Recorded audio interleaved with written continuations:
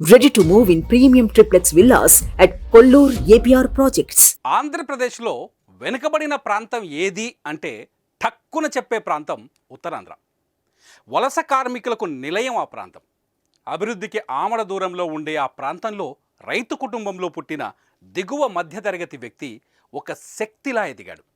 స్వశక్తితో కష్టపడి చదివి కాలిఫోర్నియాలోని స్టాన్ఫర్డ్ యూనివర్సిటీలో చదివాడు.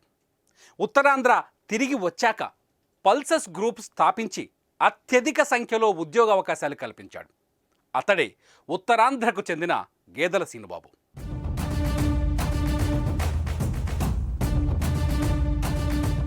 స్వతహాగా శ్రీనుబాబు రైతు కావటం వల్ల రైతు కష్టం, చెమట, పంట విలువ తెలుసు. అందుకనే రైతు పంటకు మార్కెట్ను విస్తృతపరిచాడు. వ్యవసాయానికి డిమాండ్ పెరిగితే ఏ రైతు అప్పుల పాలై ఆత్మహత్య చేసుకోడని, అందుకే మన పంటకు ఇంటర్నేషనల్ లెవెల్లో బ్రాండింగ్ తెస్తున్నాడు. 41 ఏళ్ల యువ పారిశ్రామికవేత్త అయిన శ్రీనుబాబు రైతు సదస్సులు, యువశక్తి సదస్సులతో ప్రజల కష్టసుఖాల్లో పాలు పంచుకుంటున్నాడు. 2 తెలుగు రాష్ట్రాల్లో యువతకు ఉద్యోగాలు కల్పించాడు. ముఖ్యంగా ఉత్తరాంధ్రలో వలసలకు అడ్డుకట్ట వేయాలని ప్రయత్నిస్తున్నాడు. కడుపు చేత పట్టుకొని ఎక్కడికో వెళ్ళి బతకాల్సిన అవసరం లేదంటూ ఉపాధి మార్గాలు కల్పించాడు. ఉపాధి ఆంధ్ర కావాలంటున్నాడు.